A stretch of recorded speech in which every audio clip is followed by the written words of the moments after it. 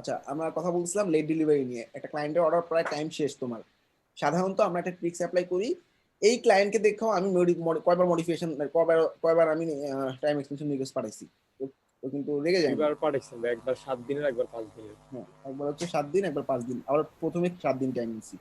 তো বেসিক্যালি যেটা হয়, আমরা যদি ক্লায়েন্টকে ফার্স্ট একটা দুইটা পেজ খুব দ্রুত খুব সুন্দরভাবে ওর এক্সপেক্টেড কাজ অনুযায়ী ডেলিভারি করে দিতে পারি, মেসেজ দিয়ে দিতে পারি, দেখো তো কেমন হচ্ছে ফার্স্ট দুটো পেজ, ওয়াও আচ্ছা খুব সুন্দর হয়েছে, কারণ টাইম শেষ হয়ে গেছে আমার, মনে করো আর টাইম নেই, তখন আমি যদি ওকে বলি আমার তো আরো 2 দিন টাইম লাগবে, তুমি একটু আমি তোমাকে টাইম এক্সটেনশন রিকোয়েস্ট পাঠাচ্ছি, একসেপ্ট করো, তাইলে কিন্তু ও রাগ করবে না, ও কিন্তু এক্সটেন্ড করবেই।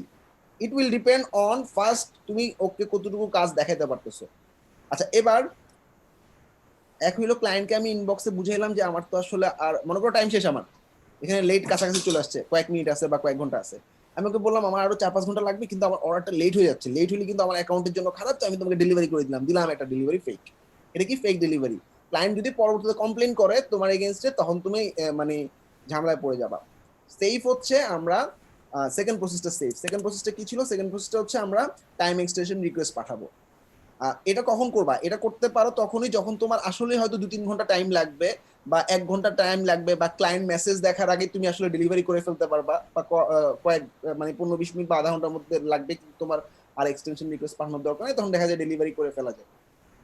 কিন্তু যখন তোমার 1 দিন 2 দিন 3 দিন টাইম লাগবে, বা তোমার এই কাজটা এখন শেষ হয় নাই, অনেক দূর বাকি, তখন তুমি অবশ্যই টাইম এক্সটেনশন রিকোয়েস্ট পাঠাবা। তো টাইম এক্সটেনশন রিকোয়েস্টটা পাঠানোটার ব্যাপারটা একটু মজার। বেসিক্যালি ক্লায়েন্টের কাছে এটা ডিসপুট আকারে আসে, অনেক ক্লায়েন্ট ভয় পেয়ে যায় তুমি ডিসপুট দিছো কেন। তো আমরা ভিজিট রেজুলেশন সেন্টারে গিয়ে সবার প্রথমে এক্সটেন্ড ডেলিভারি টাইমে ক্লিক করব। যেহেতু আমি এক্সটেন্ড করতেছি, দোষটা আমার, তাই না? মানে আমি অন টাইমে শেষ করতে পারিনি, তাই তো? তাহলে দোষটা কি আমি ক্লায়েন্টের দিলে হবে? ক্লায়েন্ট আমাকে অনেক রিকোয়ারমেন্ট বাড়াই দিছে এই জন্য লেট হয়েছে, এরকম বলবা না, এখানে বলবা আদার। ল্যাপটপে বোধহয় ভাই চার্জ নাই। আচ্ছা, এক মিনিট।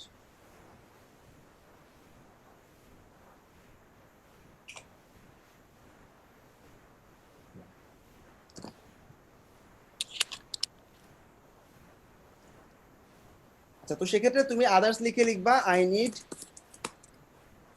2 more days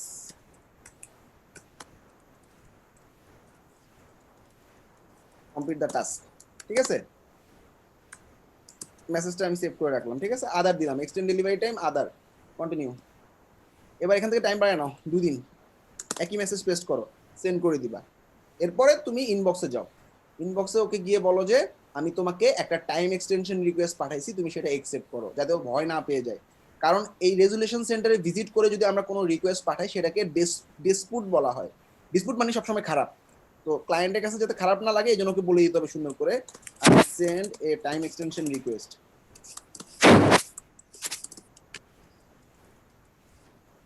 দ্যাট ও যাতে বুঝতে সমস্যা না হয়। সবাই ক্লিয়ার?